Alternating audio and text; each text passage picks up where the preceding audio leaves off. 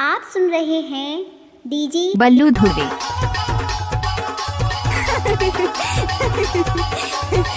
टपाटप टपाटप टपाटप।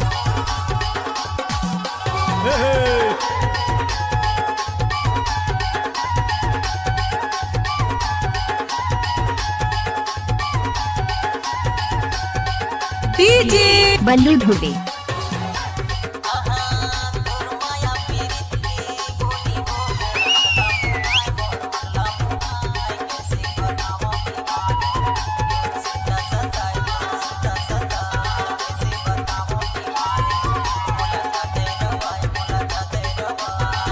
क्या नाम है आपका? मुकेश धुर्वे।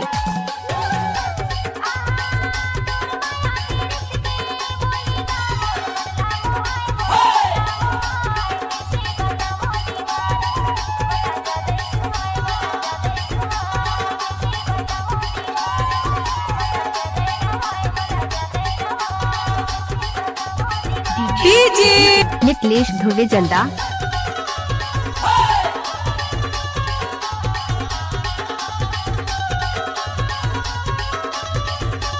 ये सॉन्ग जो आप सुन रहे हैं मिक्स किया है बल्लू धुर्वे।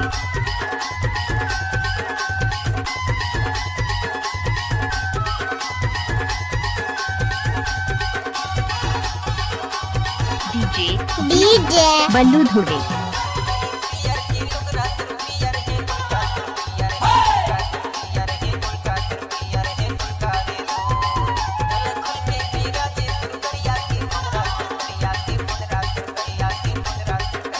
डीजे युकेश धुर्वे।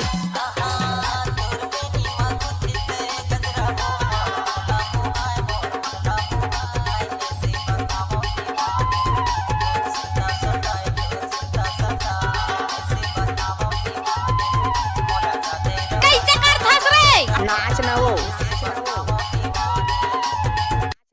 डीजे बल्लू म्यूजिक जल्दा।